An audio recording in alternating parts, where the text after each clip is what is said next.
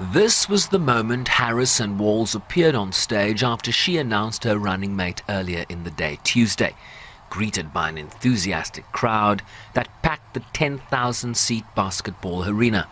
Since the day that I announced my candidacy, I set out to find a partner who can help build this brighter future. So Pennsylvania, I'm here today because I found such a leader.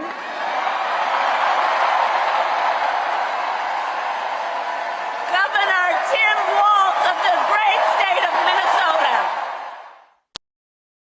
The old Army veteran and former teacher was elected to Congress in 2006 in a Republican-leaning district where he served 12 years in the House of Representatives.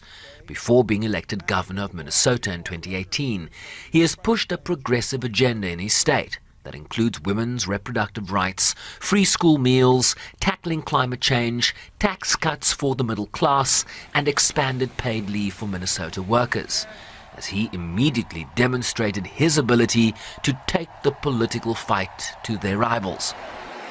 He drove our economy into the ground, and make no mistake, violent crime was up under Donald Trump.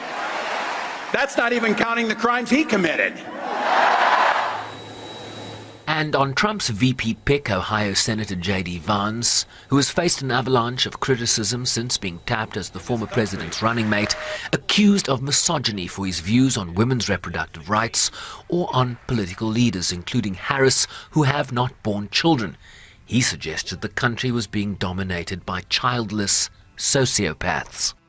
In Minnesota, we respect our neighbors and their personal choices that they make. Even if we wouldn't make the same choice for ourselves, there's a golden rule. Mind your own damn business. Like all regular people I grew up with in the heartland, J.D. studied at Yale, had his career funded by Silicon Valley billionaires, and then wrote a bestseller trashing that community. Come on! That's not what middle America is. And I gotta tell you, I can't wait to debate the guy. That is, if he's willing to get off the couch and show up. So. With both the Democratic and Republican tickets providing the country with vastly different visions of what the future should look like. It's a very progressive ticket against a very conservative ticket. And so what we're seeing here is more evidence of the immense polarization of American politics, that neither candidate really felt like they needed to reach in a direction toward moderate voters in terms of their running mates' policies and priorities.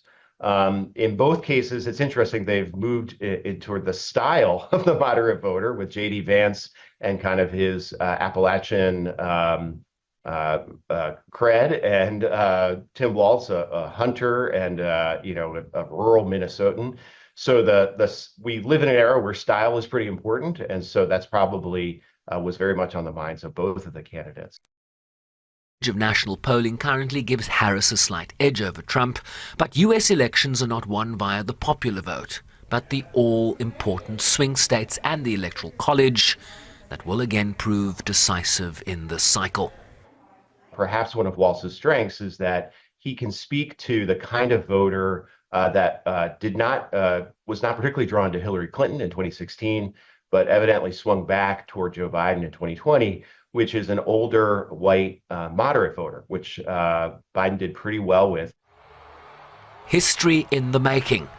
Or could history repeat itself? Polling in the battleground states of Arizona, Georgia, Pennsylvania, Michigan and Wisconsin show either Trump or Harris with a slight edge, but within the margin of error, pointing to a race that has tightened since President Joe Biden decided to exit his bid for re-election just weeks ago.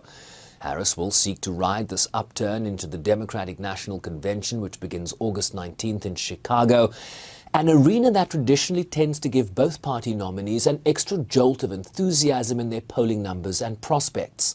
The big question now is, when will the nominees and their running mates debate each other? There's a lot of chatter about if and when, but both campaigns have yet to agree a date. That is likely to generate a great deal of anticipation. Shervin Bryce, please, SABC News, New York.